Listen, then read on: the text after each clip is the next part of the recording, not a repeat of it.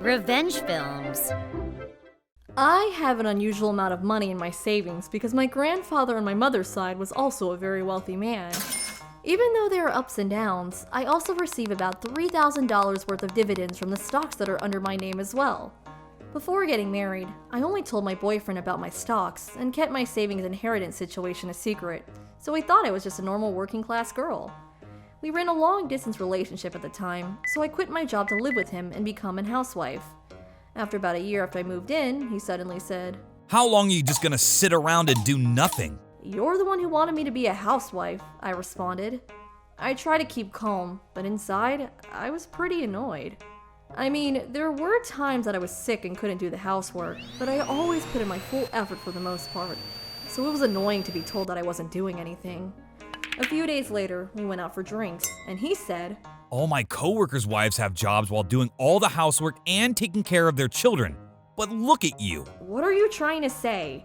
Take a hint. Are you trying to tell me to get a job?" Yep. "Alright, I'll work," I said, and he got off my back. It's not like I didn't want to work in the first place. I was happy to find a job because it's hard to make friends in a new city, especially without any children. But it was hard, being in my late 20s and newlywed in an unfamiliar city. I tried for 6 months with no success. You still haven't found a job? My husband would nag at me. I almost even thought about divorce. I decided that a part-time job was better than nothing and was easily able to find a position at a grocery store nearby. "I got a job at the grocery store starting this weekend," I reported. But he told me, "Don't work at places like diners, thrift shops, grocery stores?" His reason was that he would be embarrassed if everyone saw his wife working at that kind of place. It was annoying how he was telling me to work, then telling me not to work when I found a job. But I calmed myself down and told him, well, I just got accepted, and it would be awkward for me to go shopping if I refuse at this point. And plus, I'm still new to this town. I can't be picky about where to work. But he was stubborn about his position, and things got heated. I told him that I was hurt when he said that I was just sitting around and doing nothing. To that, his response was, "But it's true, you know. You're like a beggar on the streets, living off of my money. You should be more thankful." "You should have never asked me to be a housewife then. Don't you see how you're contradicting yourself?" "I never said to be a housewife forever. Are you an idiot?" That just made me snap. I grabbed a piece of paper and started writing. We could have lived in a company apartment, but he refused, and instead we pay $900 monthly for housing.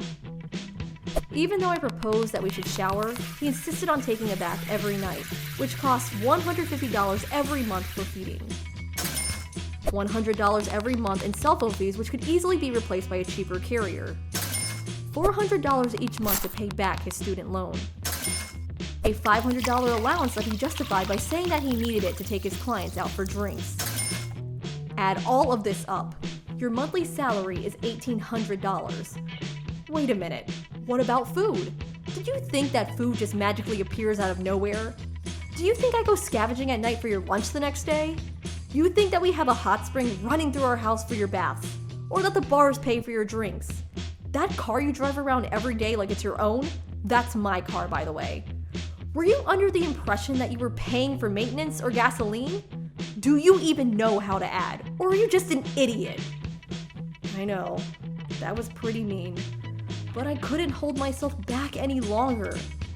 He stood there and trembled in silence, so I kept on going. "I pay for my own insurance. I pay my own cell phone bills. And all that extra money that your salary can't cover comes out of my pockets. I knew from the beginning that your income was insufficient to support me as a housewife, so I was planning on getting a job anyways. I was managing with my pocket money for a while because you mentioned how lonely it was for you to be at home with no one around, and how you thought it was the man's duty to put the bread on the table. I never expected to be shamed like this. Listen to me. I have over $200,000 in savings and $70,000 in stocks. You have no right to call me a street burn."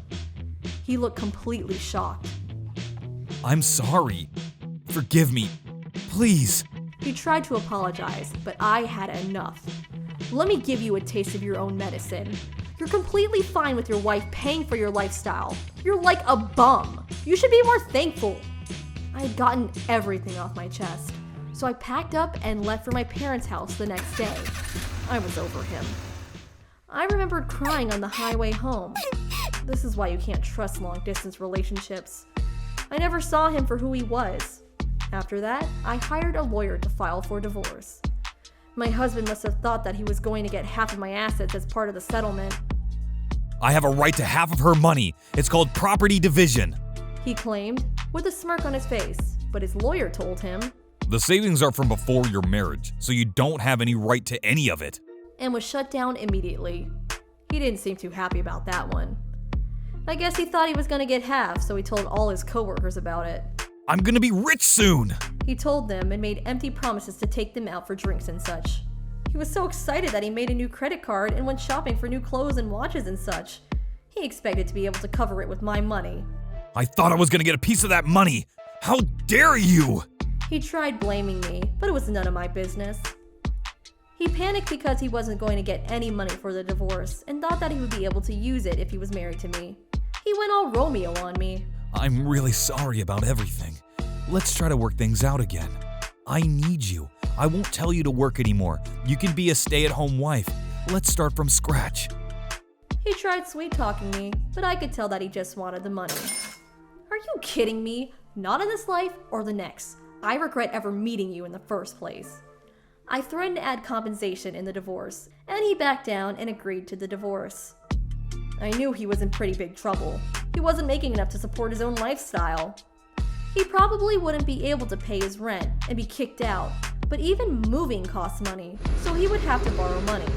And since he only made $1,800 a month, after paying for his credit card and student loans, that would leave him with pretty much no money. Serves him right. I decided to reset my life. I found myself a stable job where I met a new man. A few years later, we got married and had children. And we live happily ever after. How was today's video? If you enjoyed it, please subscribe, like, and leave a comment. Stay tuned for more.